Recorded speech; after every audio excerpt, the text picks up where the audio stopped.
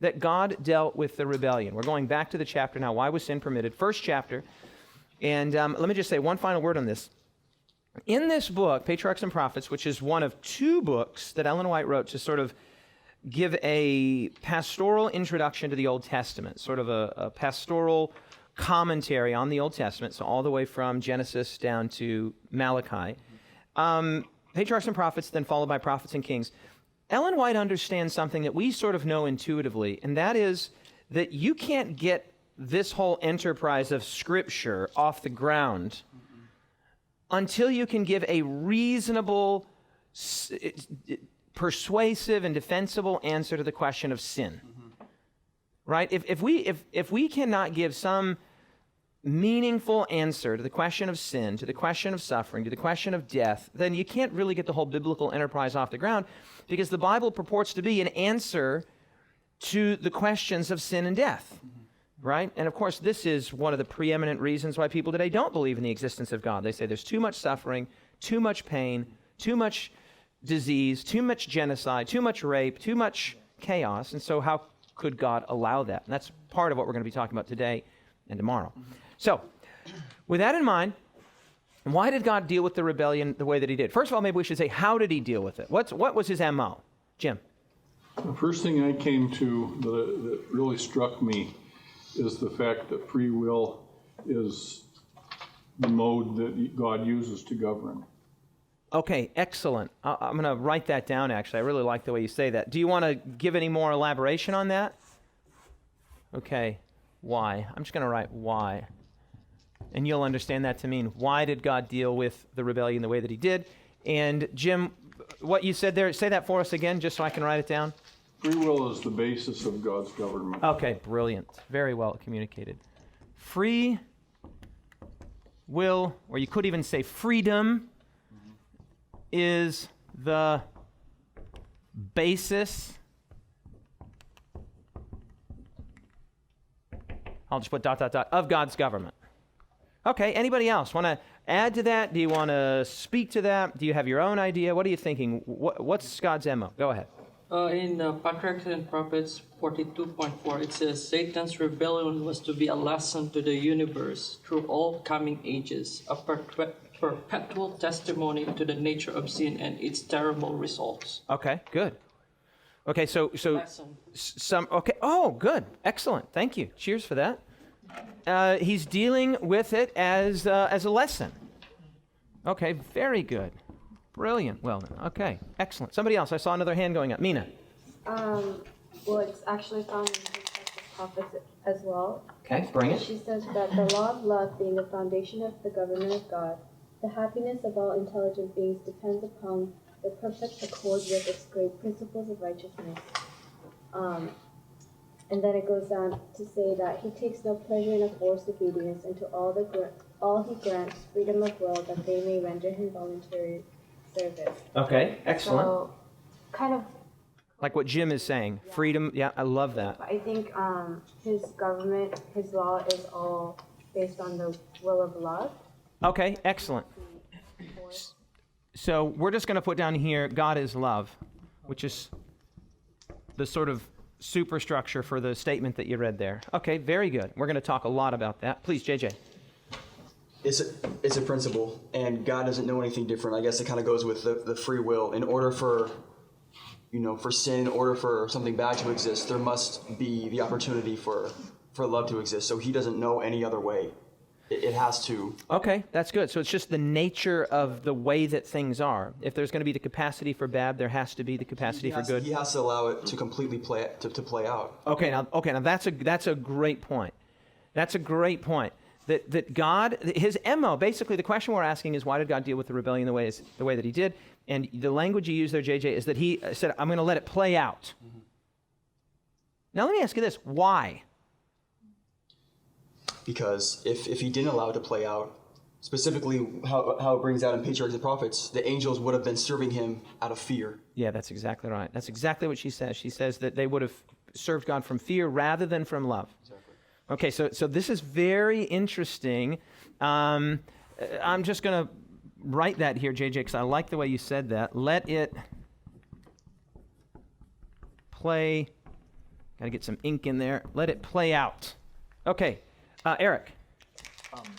One of the things she mentioned, the enormous time span, and as far as dealing with the angels, and then carrying over to dealing with us right now, and just showing how God's patience, it carries not just from us, but also carried over to started with the angels and then carried over to us, and it's continuing his patience with us. Okay, so I like what you're saying there. You're saying that part of the way that God is addressing the situation is he's taking the long view. Right. Like he's dealing with it in a patient way. Absolutely. The paragraph on page 39 that begins, in great mercy, according to his divine character, God bore long with Lucifer. Now, again, I mentioned yesterday, no timetable is given here, okay? We'll talk about what that, maybe a little bit of the nature of what the timetable might have been. So I'm just going to put here, with patience. By the way, fascinatingly, and you'll see this, maybe in the book, maybe not, does anybody know what the root word of patience is? The root word, what does it mean? Suffer. It means to suffer. That's exactly right. That's why a doctor sees patients. Why does a doctor see patients? Because they're suffering. And when we have to exercise patience, that causes us an inconvenience and it causes us to suffer. Very interesting. So the root word of patience is to suffer. It comes from the Latin, right? To suffer. Okay, I saw a couple hands up here. Jason, bring it. I lost my reference, but one of the reasons would have to be to show the world how essential self-giving love is to a sustainable way of life or a sustainable government. Oh, I love the language that you use there. You use the word sustainable. I'm even going to add that on here. Let it play out for the purpose of sustainability. Yeah, that's exactly right. And this actually gets to what Mina was saying. The whole point there, I think it was actually several of us have said it, the idea that if the solution is fear-based, that's temporary. But if the solution is based on a conviction of God's goodness and his justice and his love, that's sustainable. It's eternally sustainable. Okay, brilliant. Go ahead. Well, let me just say something on that. There's a great quotation. I'll forget it if I don't say it. There's this great quotation. I don't remember exactly where I read it, but it basically says that a man or a woman can sustain almost any what if you give them a why. Okay. Yeah. You can sustain almost any what. Torture, inconvenience, cold, whatever. If you have a why, a good, convicting, persuasive why. So we need a why, don't we? Okay, we need something that's sustainable. We're not looking for a Band-Aid. Right. Okay, shoot, Matthew. God doesn't want sin to ever happen again. So in his infinite wisdom, he sees that this is this is the only way to ensure that it won't ever happen again. Okay, you know what I'm going to call that, Matthew? Thank you. I'm going to call that permanence. Is it E-N or A-N? Permanence or permanence? E-N. Permanence. There's my anxiety about misspelling something. Okay, exactly. This goes back to the thing that you were discussing. It's sort of all of these are interrelated, right? But this idea that God is looking for a permanent solution, long-term solution, good stuff. Very good. Jenny. I think she said in there, like, kind of in a way that if he had put him in, like, quarantine or something, he kept on talking about he has all these rights and, like, he wanted the freedom. And if he had done that, he would have been proving that point. Okay, that's a great point. The idea of rights and freedom. It's very interesting. You know, that's language. This is not foreign language to us today, is it? Right? The language of rights and freedom, very important. Okay, excellent. Great point. Mina, yeah, I've already had you. Did I have somebody else? Okay, Mina. I love that noise. It scares me, Johnny, but I'm glad it's like that nice, soft ding and not like some sneeze or something, or a roar or a bark. Okay, go ahead. I was thinking, like, why would he do all of that? And I think ultimately he just wants us to understand him. Oh, yeah, that's beautiful, Mina. I love that. At the end of the day, God is not an idea on a piece of paper. God is not the conclusion of a philosophical syllogism. God is a person. And the purpose of our life, in a sentence, is to know and be known, to love and be loved. And if we are made in the image of God, if we are a reflection of the glory of God, that at some significant level, God longs to know and be known and to love and be loved. And so at the core of all of this, and I love what you're saying there, Amina, is relationship. right? At the core of the way that God is dealing with this is not accountants. This is not like accountancy where God is like, okay, it's not formulaic.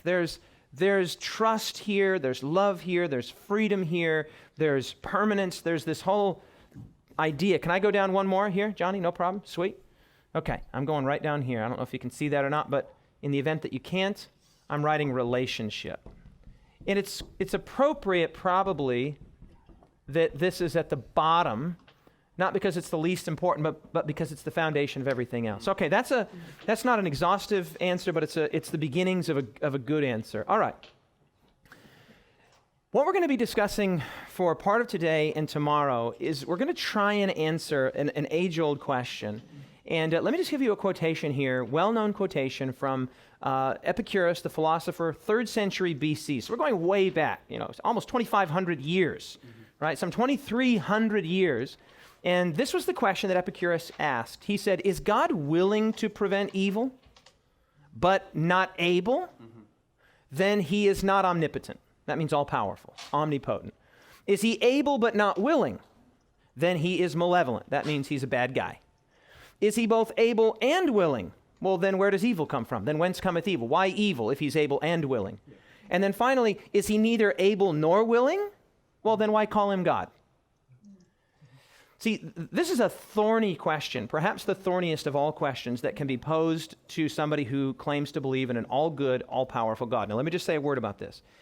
If all that we believed was that God was all-powerful, well, then we'd have no problem. Because we could just say, well, God is all-powerful, and he's allowing sin to play out the way that it is. He's allowing the world to play out the way that it is because he just wants to. He possesses all power. He can do what he wants. It's what he wants. It's his prerogative. Okay? But then we throw in that second element, not just that he's all-powerful, but that he's really good, and he's loving, and he's awesome, and he's beautiful. And well, then why? Why? And that's exactly Epicurus' question here. Is he able to do it? Okay, if he's able to do it, then why doesn't he put an end to evil and death and suffering? Oh, so he's not able, so then he's not omnipotent. Well, no. Oh, you say he is omnipotent. Well, then why doesn't he do it? Is he malevolent? Is he a bad guy? Wouldn't you break up if you saw a situation of injustice? You maybe saw, a guy trying to take advantage of a girl, and it was a situation that you could intervene, wouldn't you? Yes. Fellas? Yeah, of course you would. You'd intervene. You would try and stop. And that's the nature of Epicurus' question here. Hey, if you could put an end to evil, and you're just a human being, then why wouldn't God? Right? Is he able but not willing? Is he willing but not able? Is he neither? Is he neither able nor willing? Then why would we call a being like that God? Or is he both? Then how do we explain the nature of evil? And this is it's a series of questions that really puts the finger, even though it's an ancient finger, it might as well be a modern question. It is a modern question. How do we reconcile a really powerful, really good God with the nature of the world that we see today? And that's not an easily answered question. We're going to do our best to see if we can answer that. Now, a couple statements here from what we read yesterday, just to sort of get the conversation going or continuing. In great mercy, according to his divine character, we've already read this, God bore long with Lucifer. That goes to what we've just said over here, with patience. The spirit of discontent and disaffection, that word means dissatisfaction, discontent, had never before been known in heaven. It was a new element, strange, mysterious, unaccountable. And we talked about this yesterday, that when Lucifer began his rebellion, when there was this sort of beginnings of stirrings in his heart, and somebody asks the question, well, what's antecedent to that? What caused that? And we'll see in just a moment here. The answer is nothing. Nothing caused it. It just came to be. And we'll talk about how. There is only one answer, really, to the question of the origin of evil, and that is a free will agent. Lucifer in this case. And then if we say, well, why or what caused that, we're asking an unanswerable, impossible question. We'll see why that is in just a second. But when he began, it sort of starts creating this almost a new substance. I think I used yesterday the illustration of like a radioactive substance. It's like come into existence. It's new even for God, incidentally. Now, we should make a point about this. When we say it's new for God, we mean it's just new to the universe. It's a whole new way of thinking. It's self-centered. It's oriented inwardly, not outwardly. And you might remember, and we're going to see this today, what was the name of the tree that was in the midst of the garden in Genesis 3? Yeah, this is key. Listen to that. It's not the tree of good and evil.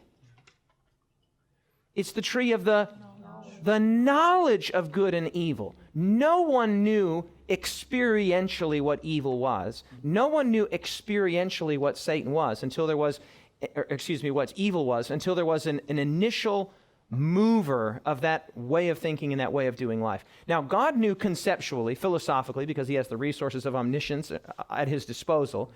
He could see with foresight and with all of the resources of omniscience at his disposal, but God doesn't know experientially what evil is. Nobody did. The universe didn't know, and certainly Lucifer didn't know. So as he begins to make these decisions and these stirrings are taking place in his own heart, and he has a sense of foreboding, a sense of warning, a sense of beware, not to go there. He continues to move in that direction. This radioactive, almost substance comes into existence. It was a new element, strange, mysterious, unaccountable. That means no explanation could be given for it. But such efforts as infinite love and wisdom only could devise were, and I love this, were made to convince him of his error. His disaffection was proved to be, what are these next two words? Without cause. This is hugely important. When Lucifer persisted in his rebellion, and let's just talk about the nature of the rebellion. In a sentence, it boiled down to a jealousy or an envy of the precise relationship that Jesus had with the Father. Right? Jesus and the Father were in these councils. Jesus and Father were in this close connectivity and proximity. And Lucifer begins to say, hey, that's not fair. Because recall, he was the first of the created beings. He was the highest and possessed. You might remember we wrote over here, he had these responsibilities and he had position. And so he sees Jesus and feels unfairly done by. He feels that this is unjust. He feels that this is unkind. He feels that it's not right. Now, I asked you the question yesterday, and I gave a couple of you the punchline in the break, and I said, in order for Lucifer to have felt that way, there must have been some point of commonality between him and Jesus. This is very important, and don't miss this point. Notice that in the beginning, the particular desire of Lucifer was not to be equal with the Father. It wasn't a jealousy of the Father. It was a jealousy of who? It was a jealousy of Jesus. Now, when we come to Scripture, we find that one of the things that Jesus is referred to as, particularly in the Old Testament, is the angel of the Lord. Again and again, the angel of the Lord, the angel of the Lord, the angel of the Lord, the angel of the Lord. And also in both Old and New Testaments, the angel of the Lord is given a specific name. That name is Michael, Michael, one who is like God. So here's an interesting thing to think about. Jesus must have, in some significant sense, looked very much like Lucifer and the other angels. He must have bore some kind of angelic impress so that Lucifer could even have some reason as to why to think that he should or could be on an equal footing with Jesus. Do you follow that? And here's a crucially important point. In the nature of the Godhead, and Ty probably dealt with this a little bit, in the nature of the being that is God, you have the Father, and we'll put him here. As we mentioned yesterday, there is no sin in hierarchy, and I do believe that there is a hierarchy within the nature of the Godhead. It's not a hierarchy of essence. It's not a hierarchy of necessity. It's a voluntary hierarchy. Right? It's a willful hierarchy, which there's no sin associated with it. There's no oppression or injustice associated with it. But here's this really beautiful thing. So here's the Father, and here is the created world and all created beings. And inasmuch as we can tell, Jesus is the intermediary between the Father and the created world. He is, so to speak, the one by which or through whom the Father communicates to the created world. And there's lots of instances of this. Let me just give you a couple of them. The first is the one that we're mentioning right now, is that there must have been some significant sense in which Jesus appeared to be angelic. He was the archangel. Okay? That might be ARCH. There we go. It happened. Okay. Archangel. But now check this out. When it comes time for the incarnation, for one of the members of the Godhead, Father, Son, and Holy Spirit, to become a man, to become one of us, who is that? It's Jesus, right? It's the archangel. So Jesus becomes a man. He actually becomes the second Adam. That's what the Bible says, or the last Adam, if you prefer. And sort of the undergirding to all of this is that in John 1, Jesus is called the Word. In the beginning was what? The Word. Now let me ask you this question. What is the purpose of words? Communicate. To communicate. The purpose of words, and let me ask you a further question. What's the purpose of communication? Relationship. Relationship, right? To understand and to be understood, to know and to be known, to love and be loved. That's why we communicate. We communicate for the purpose of relationship. Communication assumes mutuality. It assumes respect. It assumes love. If I'm taking the time to speak to you, words that are coming from my heart, out of the abundance of the heart, the mouth speaks. I'm treating you like an equal. I'm treating you like somebody that deserves. I'm speaking to you, you're speaking to me. Communication assumes mutuality. It assumes trust. It assumes connection. It assumes, you follow that? Okay, so this is awesome here. Jesus is the Word. He is the communicative intermediary between the Father and the created world. This gives us an insight as to why, very likely why, Lucifer could have felt that Jesus was being unjustly entitled to something or given access to something that he thought he deserved. Because Jesus looked like an angel. And it would make sense. He was the intermediary to the angels. He's the archangel. What is he to us? He is the second Adam. He is a human being. What is he to all the created worlds? He's the Word. And I mentioned this just yesterday, just this last Sabbath. In my church in Australia, I preached on the most difficult sermon I've ever preached in my entire life. That's not hyperbole. It was by far the toughest sermon I'd ever preached. I preached it on the destruction of the Canaanite peoples in the book of Joshua and in Judges, where God said, go in there and destroy those people. It's mind-boggling.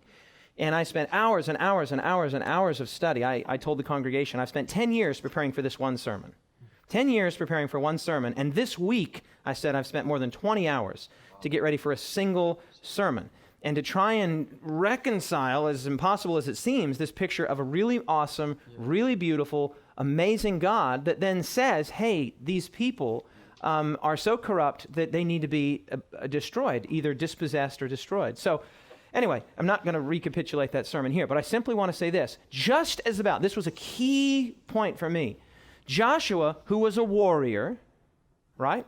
The mantle, the baton has been passed from Moses to Joshua, right? In the book, you go from Torah, Genesis, Exodus, Leviticus, Numbers, Deuteronomy, and then Moses dies at the top of Mount Nebo. The baton is given to Joshua. There's a key point in that, by the way, just to very quickly. Moses could only get the people to the edge of the promised land. Moses as a representation of the law.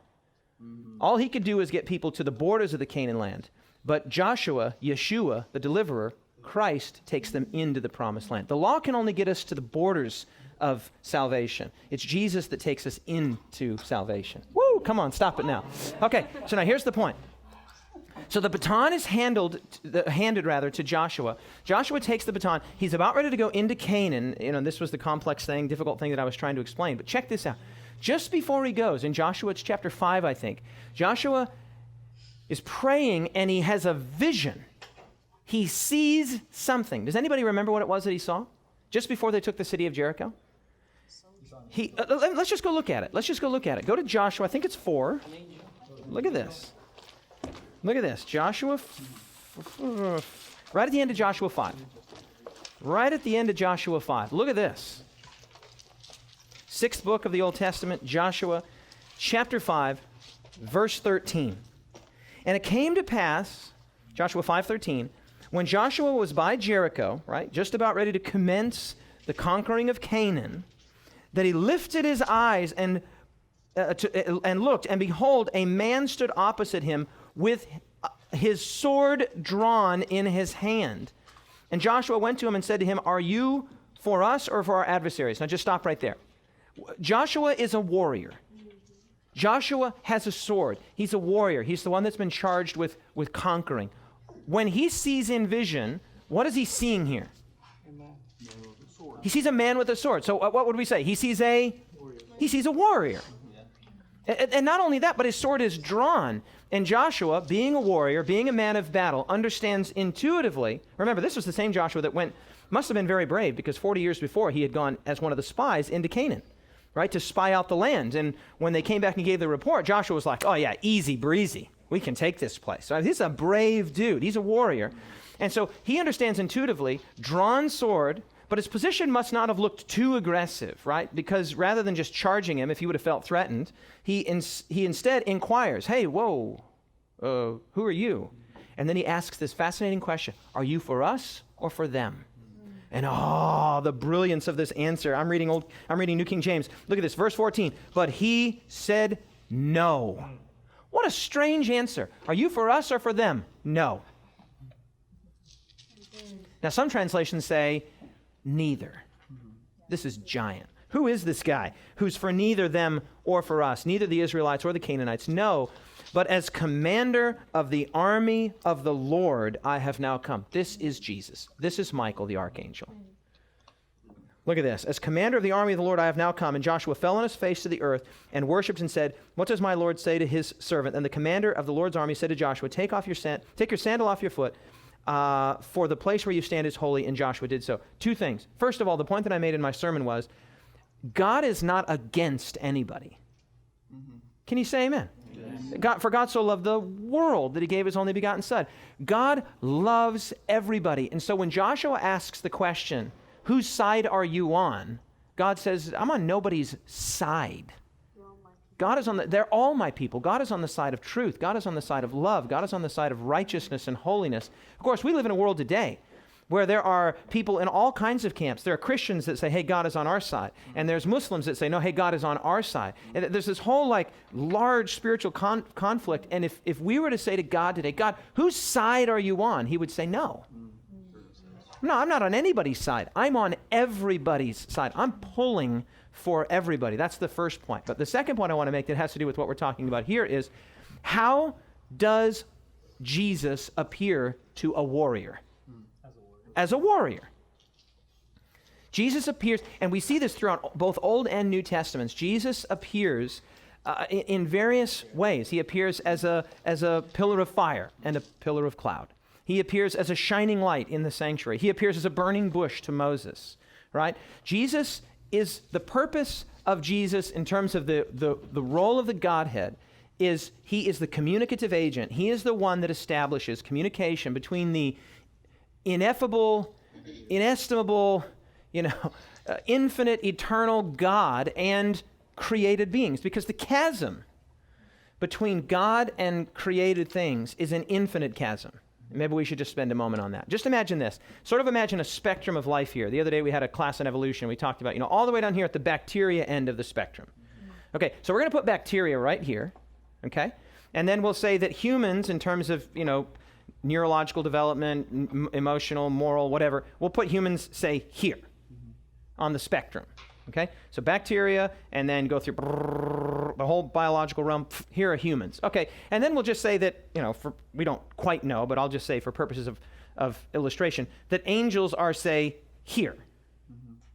You got that? Here. Okay, now, so you've got these spaces, maybe about a meter or a yard. So you go bacteria, mankind, and then maybe angels, right? Covering that. Okay, so then the difference between that angel, that most powerful, regal angel that excels in strength, and God, we're talking about what things are in their nature, in their essence, okay, would be like in New York City, on the same scale. It would be like to the sun. The chasm, the difference between a thing that is necessarily alive and necessarily existent, the thing that gives life to all other things, is not himself contingent on any former thing or antecedent thing. The kind of difference, the quality of difference, and the quantity of difference between you and a bacteria is, just like that. And between you and God is from here to the sun. It's an unbridgeable chasm. right? It is an infinite chasm. Let me put it to you this way. It's impossible for us to know what God is. We can know who God is in terms of his character, but his nature is and will forever be a mystery to us. And this is actually fairly easily illustrated. So if I say to you, hippopotamus, you get a picture in your mind, don't you? Right? And if I say giraffe, you get a picture in your mind, right? And if I say leopard, you get a picture in your mind, right? We all do, right? We see the hippo, we see the giraffe, we see the leopard. Now, what if I say God? I mean, what picture do you get? Maybe you get a picture of Jesus. That would be the best possible scenario. But here's the key point. That doesn't show us what God is, because Jesus was a man. It shows us who God is, his character. But in terms of the kind of being, we know what kind of being a fruit fly is, and we know what kind of being a bacteria is, and we know what kind of being a hippo or a leopard or a giraffe is, and we know what kind of being a human is. We do not know what kind of a being that God is. He is infinite, he is mysterious, he is ineffable, he is incommunicable. The Bible uses language like this. Okay, so for example, the Bible would say that God, this is from one of the epistles of Timothy, that God dwells in light that no man can approach.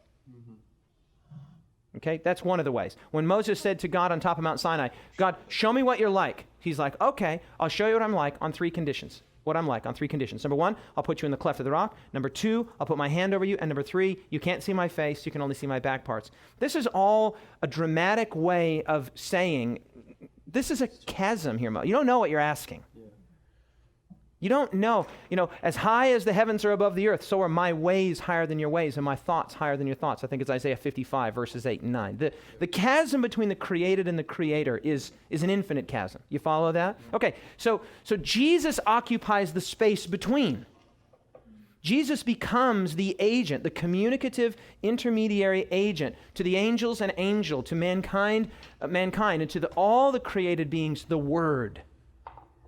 Okay, so it's on these grounds that Lucifer must have seen something in the operations of pre-sin heaven, the presence of God in heaven, that he thought, man, there must have been something that he thought he could aspire to. And this is why God then, remember this now, patriarchs and prophets, this should really come clear. God calls the council of all of the angels together, and he sets in clear language before them, in clear communication before them, the exact relationship between himself and Jesus. Okay, just so we're clear here, Jesus is my son. Jesus is God in the way that I am God. He is one with me in nature. He is one with me in character. He is one with me in substance. In the immortal words of Ellen White, Desire of Ages, page 530, in Christ was life, original, unborrowed, and underived.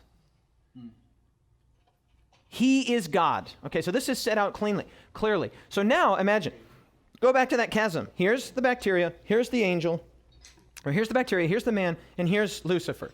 Lucifer is aspiring. He thinks that the difference between him and Jesus is like the difference between him and like a bacteria and him, or maybe even less, like a man and him. He thinks that there's a proximity there.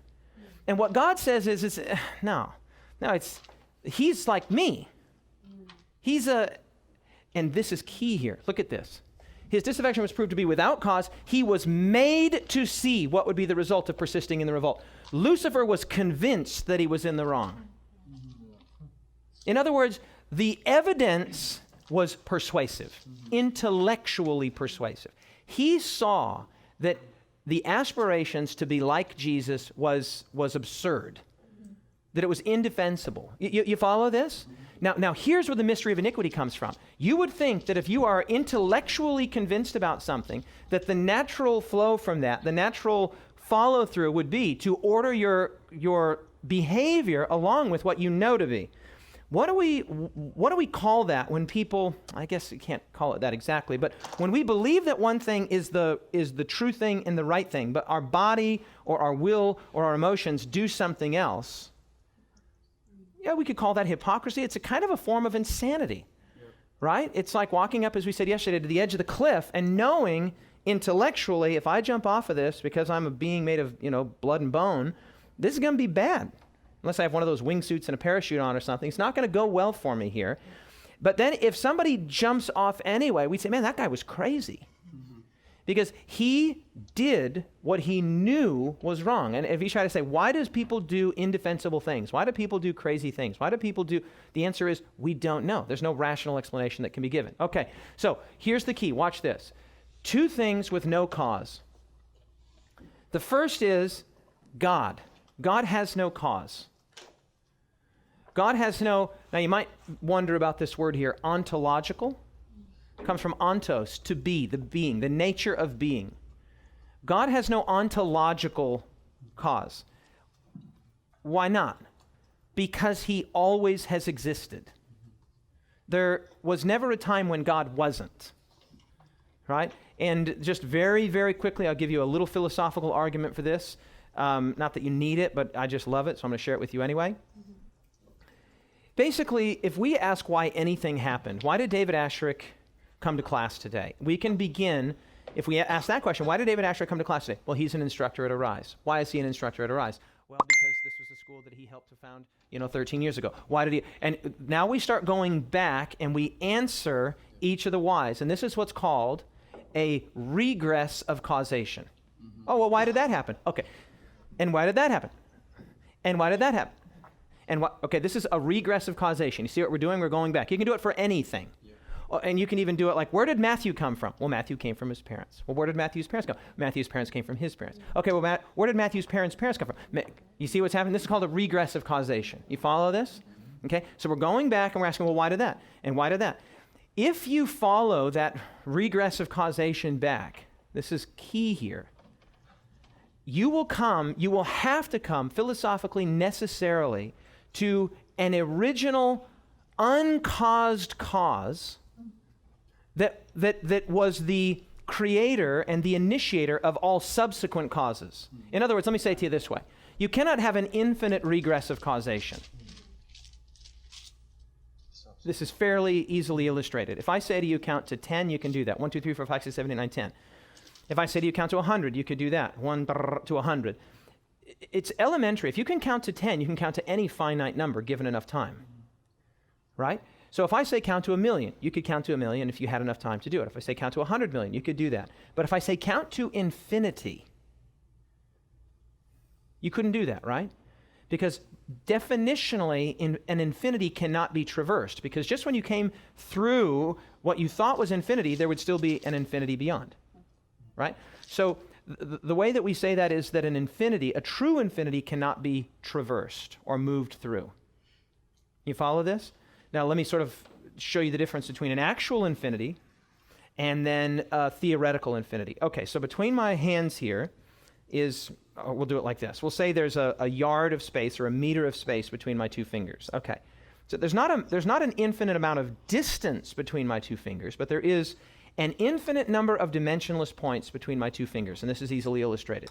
If we cut that in half, okay, then we would have 0.5. If we cut that in half, now we'd have 0.25. If we cut that in half, we'd have 0.125. If we cut that in half, if we cut that in half, if we cut that in half, you can continue to cut that number in half and it will never resolve to 0. Okay? So this is an abstract infinity. There are an infinite number of dimensionless points between my fingers, but there's not an infinite amount of space. Causation is not abstract, it's actual. Actual causes that took place in actual space and time. So here's the key. While you can have an infinite number of dimensionless points, you cannot have an infinite number of causes. How do we know there could not have been an infinite number of causes before today? Well, because we could have never gotten to today.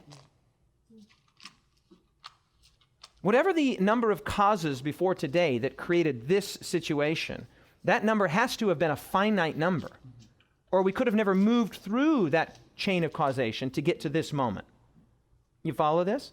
Now, the physicists say that's the Big Bang, right? And that is at least philosophically, if not scientifically, accurate, right? Right here, philosophy and cosmology come into massive synchronicity, and so does Scripture. In the beginning, God. See, we begin that regressive causation. What caused that? Well, what caused that? Well, what caused that? Okay, well, what caused that? And we're counting backward through whatever, these number of causes, however many there were. Well, what caused that? Well, what caused that? Well, what caused that? Well, what caused that? Well, what? At some point, we have to necessarily, philosophically, as well as scientifically and mathematically, at some point, we have to come to something that was not itself caused by a preceding event or events. And this thing, the unmoved mover or the uncaused cause, becomes the initiator of all subsequent causes. So this thing has no ontological cause. If it did, then we would just, oh, what caused that? And what caused that? And you see what's happening? And what caused that? This is why we say we can't have an infinite regressive causation. So causation goes back to a stopping point. And there's so much significance here. Remember that when Moses was standing at the burning bush and Moses said, "Who shall I say sent me?" What did God say? I am. I am. Hayah. I am. Yahweh. Most scholars believe that that's probably the best pronunciation of the name of God. YHWH, what's called the tetragrammaton of the four letters. Hayah, to be, Yahweh. You hear the similarity there. I am. I always have been. I always will be. I am the eternally existent one. God is a necessary being. Okay, we're going to wrap this class up in just a second, but we're going to make this final point. God is a necessary being.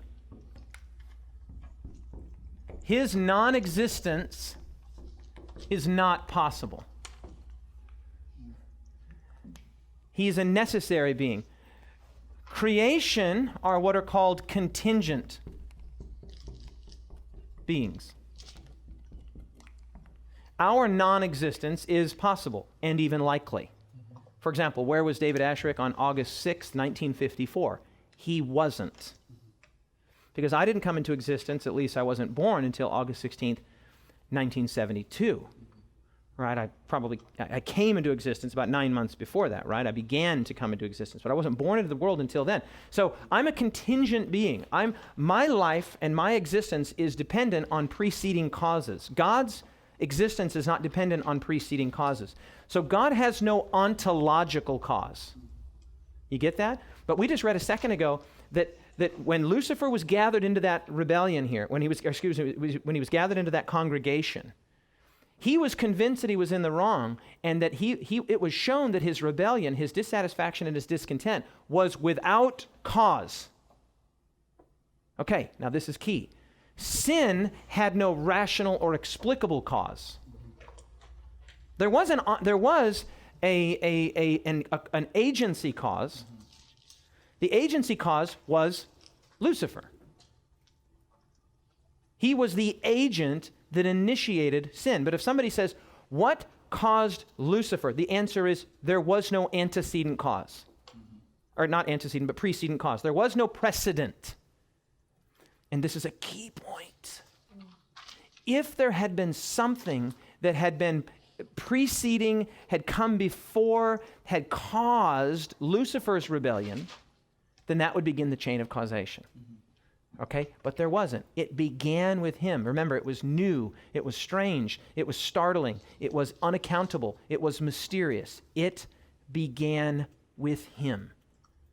And if somebody asks the question, why? This is a question to which there is no answer. This is the mystery of God, an ontological reality that God is an eternally existent, necessary being. This is the mystery of iniquity, that something came into existence that had no rational or explicable cause. That's why I believe, as I said yesterday, that sin and rebellion against God's government is a form of insanity.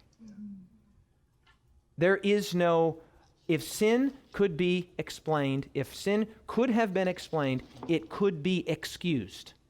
If there was some rational, reasonable, linear case to be made for, oh, well, this happened and then this happened. And furthermore, one more point on that, and then we'll take a break. If there was something in Lucifer that caused him to sin, some antecedent set of, or a precedent set of conditions that caused him, then that's chargeable to God. But as we listed yesterday, one of the things, and we put it over here, one of the things that Satan was, or Lucifer was, was perfect and undefiled. Okay? So this is what we mean when we say there are only two things in the universe with no cause. God has no ontological cause, and sin has no rational or explicable cause. So far, so good? Okay, our brain is beginning to expand a little bit. We're going to take a break, and then we'll be back in about 10 minutes.